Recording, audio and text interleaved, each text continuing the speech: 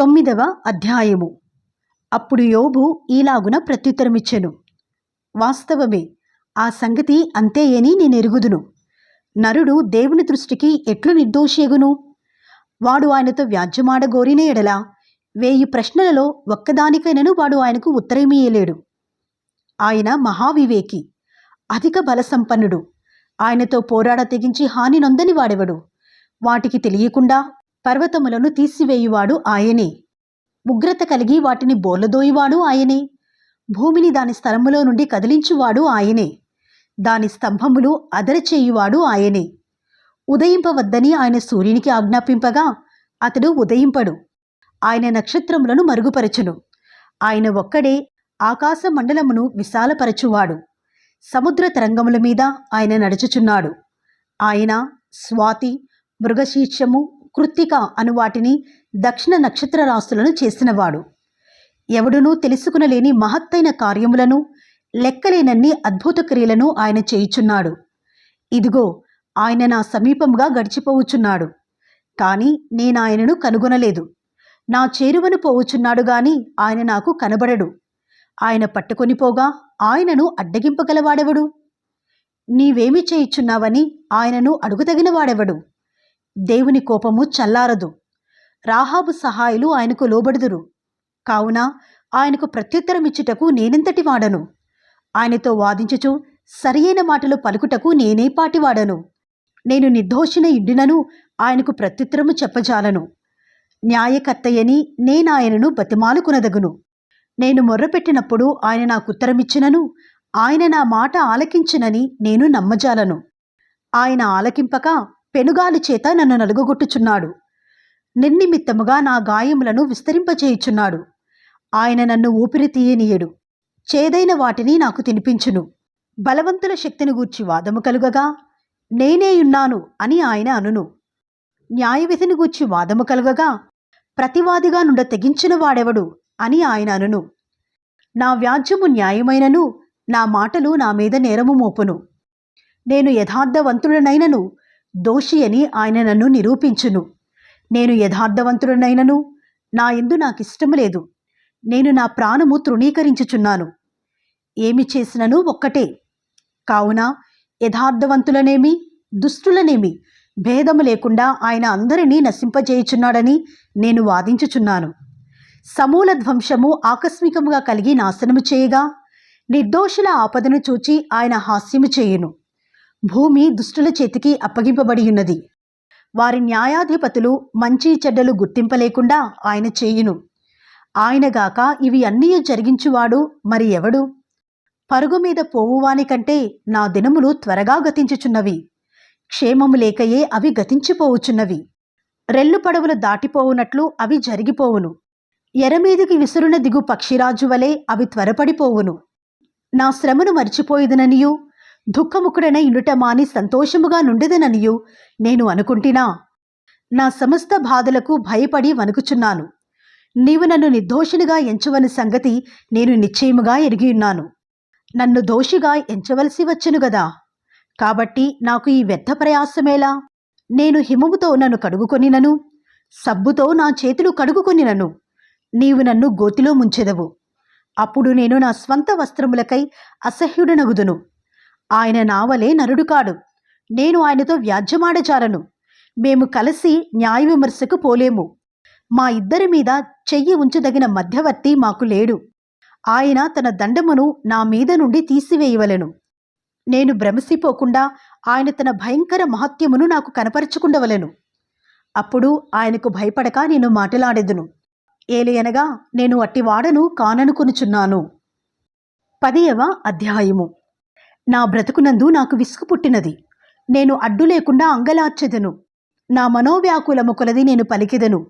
నా మీద నేరము మోపకుండుము. నీవేళ నాతో వ్యాజ్యమాడుచున్నావో నాకు తెలియజేయమని నేను దేవునితో చెప్పెదను. దౌర్జన్యము చేయుట నీకు సంతోషమా? దుష్టుల ఆలోచన మీద దయాదృష్టి ఇంచుట సంతోషమా? నీ హస్తకృత్యములను తృణీకరించుట నీకు సంతోషమా? నీ నేత్రములు నరుల నేత్రముల వంటివా? నరులు ఆలోచించినట్లు నీవు ఆలోచించువాడవా? నీ జీవితకాలము నరుల జీవితకాలము వంటిదా? నీ ఆయుష్కాల సంవత్సరములు నరుల దినముల వంటివా? నేను దోషిని కాననియు నీ చేతిలో నుండి విడిపింపగలవాడెవడనూ లేడనియు నీవు ఎరిగియుండియు నీవేళ నా దోషమును గూర్చి విచారణ చేయుచున్నావు? నా పాపమును ఏల వెతుకుచున్నావు? నీ హస్తములు నాకు అవయవ నిర్మాణము చేసి నన్ను రూపించియున్నను నీవు నన్ను మృంగివేయుచున్నావు. జిగట మన్నుగానున్న నన్ను నీవు నిర్మించితివి. ఆ సంగతి జ్ఞాపకము చేసుకొనుము. నీవు నన్ను మరలా మన్నుగా చేయుదువా? ఒకడు పాలు పోసినట్లు నీవు నన్ను పోసితివి గదా. జున్నుగడ్డ ఒకడు పేరబెట్టినట్లు నీవు నన్ను పేరబెట్టితివి గదా. చర్మముతోనూ మాంసముతోనూ నీవు నన్ను కప్పితివి. ఎముకలతోనూ నరములతోనూ నన్ను సంధించితివి. జీవమును అనుగ్రహించి నా ఎడల కృప చూపితివి. నీ సంరక్షణ చేత నా ఆత్మను కాపాడితివి. అయినను నా లోపములను గూర్చి నీవు నీ హృదయములో ఆలోచించితివి. ఈ అభిప్రాయము నీకుండెనని నేనెరుగుదును. నేను పాపము చేసినలా నీవు దాన్ని కనిపెట్టుదువు. నా దోషమునకు పరిహారము చేయకుందువు. నేను దోషకృత్యములు చేసినలా నాకు బాధ కలుగును. నేను నిర్దోషియే ఇండునను అతిశయపడను. అవమానముతో నిండుకొని నాకు కలిగిన బాధను తలంచుకొనుచుండెదను. నేను సంతోషించిన ఎడల ఎడతెగక నీ ఆశ్చర్యమైన బలమును నీవు నా మీద చూపుదువు. సింహము వేటాడునట్లు నీవు నన్ను వేటాడుచుందువు. ఎడతెగక నా మీదికి క్రొత్త సాక్షులను పిలిచెదవు. ఎడతెగక నా మీద నీ ఉగ్రతను పెంచెదవు. ఎడతెగక సమూహము వెనక సమూహమును నా మీదికి రాజేసెదవు. గర్భములో నుండి నీవు నన్నేల వెలికి రప్పించితివి. అప్పుడు ఎవరునూ నన్ను చూడకుండా నేను ప్రాణము విడిచి ఇండిన ఎడల మేలు. అప్పుడు నేను లేనట్లే ఇండియుందును. గర్భములో నుండి సమాధికి కొనిపోబడి ఇందును. నా దినములు కొంచెమే గదా. తిరిగి వెలుపలికి రాజాలని దేశమునకు, అంధకారము మరణాంధకారము గల దేశమునకు, కటిక చీకటి అయి గాఢాంధకారమైన దేశమునకు, భ్రమ పుట్టించు మరణాంధకార దేశమునకు, వెలుగే చీకటిగా గల దేశమునకు నేను వెళ్ళకముందు కొంతసేపు నేను తెప్పరిల్లునట్లు నన్ను విడిచి నా జోలికి రాకుండుము. 11వ అధ్యాయము.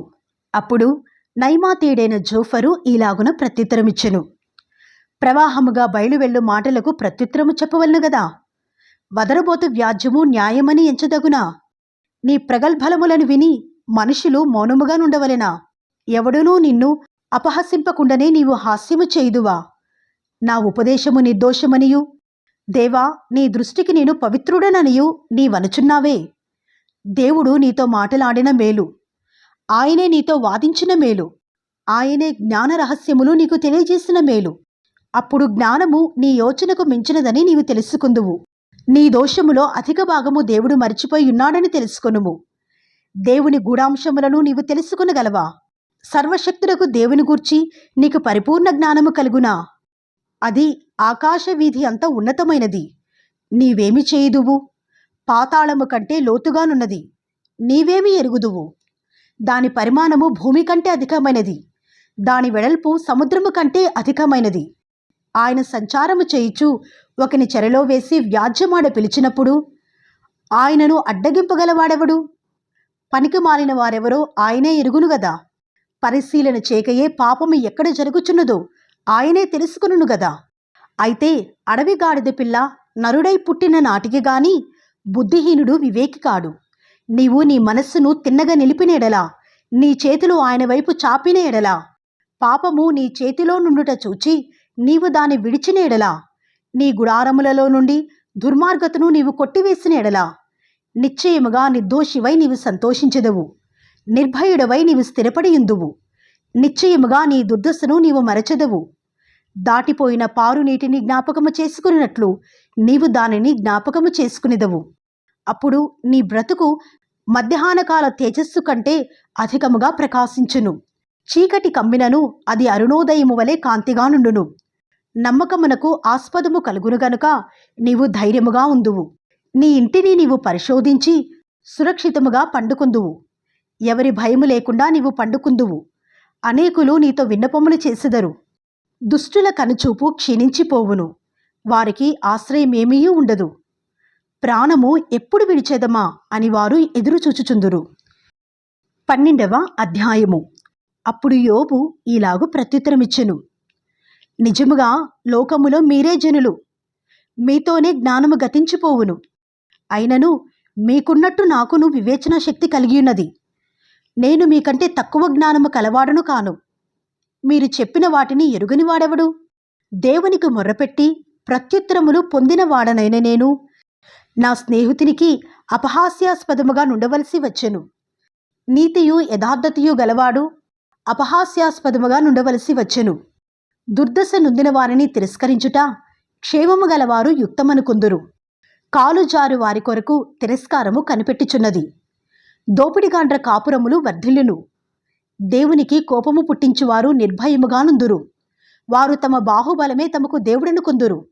అయినను మృగములను విచారించుము, అవి నీకు బోధించును. ఆకాశ పక్షులను విచారించుము, అవి నీకు తెలియచేయును. భూమిని గూర్చి ధ్యానించిన ఎడల అది నీకు బోధించును. సముద్రములోని చేపలను నీకు దాని వివరించును. వీటి అన్నిటిని బట్టి యోచించుకుని ఎడల యెహోవా హస్తము వీటిని కలుగజేసినని తెలుసుకునలేనివాడెవడు? జీవరాశుల ప్రాణమును మనుషులందరి ఆత్మలను ఆయన వశముననున్నవి గదా. అంగిలి ఆహారమును రుచి చూచినట్లు చెవి మాటలను పరీక్షింపదా? వృద్ధుల యొద్ద జ్ఞానమున్నది, దీర్ఘాయువు వలన వివేచన కలుగుచున్నది అని మీరు చెప్పుదురు. జ్ఞాన శౌర్యములు ఆయన యొద్ద ఉన్నవి, ఆలోచనయు వివేచనయు ఆయనకు కలవు. ఆలోచించుము, ఆయన పడగొట్టగా ఎవరునూ మరలా కట్టజాలరు. ఆయన మనిషిని చెరలో మూసివేయగా తెరచుట ఎవరికినీ సాధ్యము కాదు. ఆలోచించుము, ఆయన జలములను బిగబట్టగా అవి ఆరిపోవును. వాటిని ప్రవహింపనీయగా అవి భూమిని ముంచివేయును. బలమును జ్ఞానమును ఆయనకు స్వభావ లక్షణములు.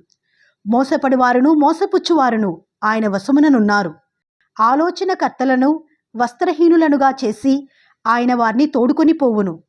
న్యాయాధిపతులను అవివేకులనుగా కనపరచును. రాజుల అధికారమును ఆయన కొట్టివేయును. వారి నడుములకు గొలుసులు కట్టును.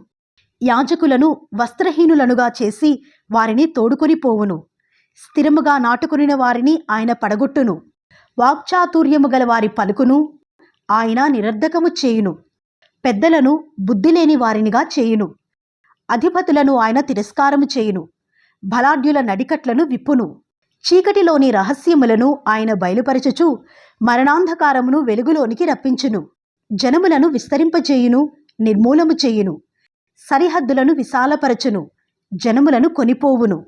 భూజనుల అధిపతుల వివేచనను ఆయన నిరర్ధకపరచును. త్రోవలేని మహారణ్యములో వారిని తిరుగులాడ చేయును. వారు వెలుగులేక చీకటిలో తడబడుచుందురు. మత్తుగొనిన వాడు తూలునట్లు ఆయన వారిని తూలచేయును.